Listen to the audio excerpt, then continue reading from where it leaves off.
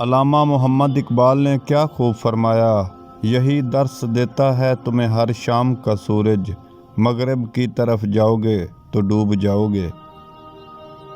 انسانی دماغ 5000 مختلف قسم کی خوشبو سونگھنے کی صلاحیت رکھتا ہے۔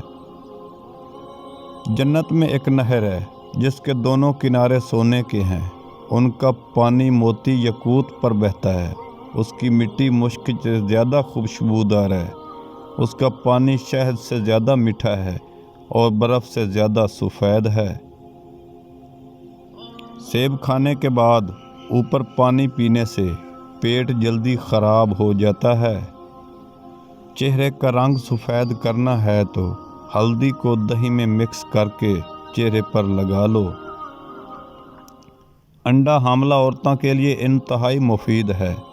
انڈے کی سفیدی کا استعمال بچے کو خوبصورتی فراہم کرتا ہے۔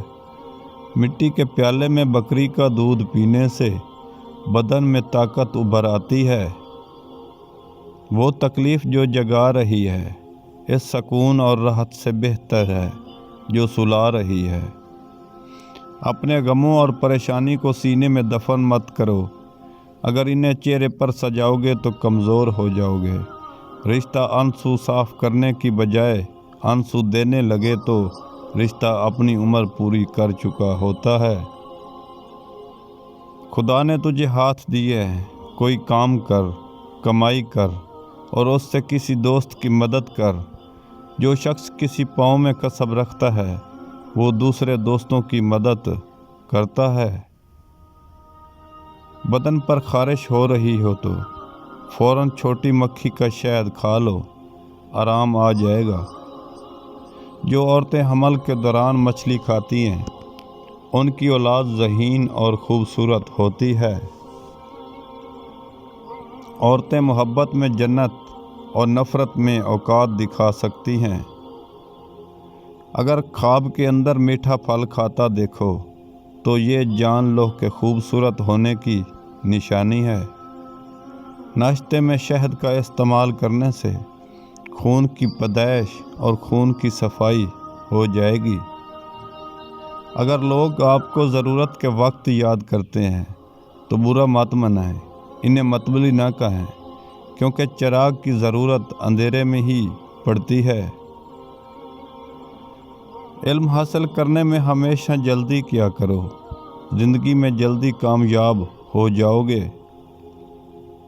تیرے پیار سے ہے زندگی میں رونق، اس لیے اپنی نہیں تیری زندگی کی دعا کرتے ہیں۔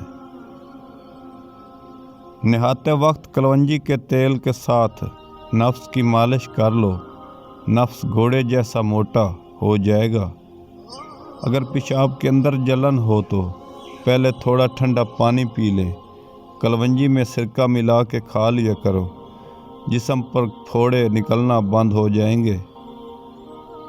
طویل ہے مسافت مگر منزل کا یقین ہے، آزمائش سخت ہے مگر وہ بھی تو رحیم ہے۔ مجھے رستوں سے مت ڈراؤ اے دنیا والو، میں جس کی آس پر ہوں وہ رب کریم ہے۔ بغلوں کے بالوں پر نمکین پانی لگانے سے بالوں کی افزائش کم ہو جاتے ہیں۔ منزل پانا تو دور کی بات ہے، غرور میں رہو گے تو رستے بھی نہیں دیکھ پاؤ گے۔ اپنے فرش پر تھوکنے کی عادت مت بناؤ ورنہ ٹی بی کی بیماری بھی ہو سکتی ہے۔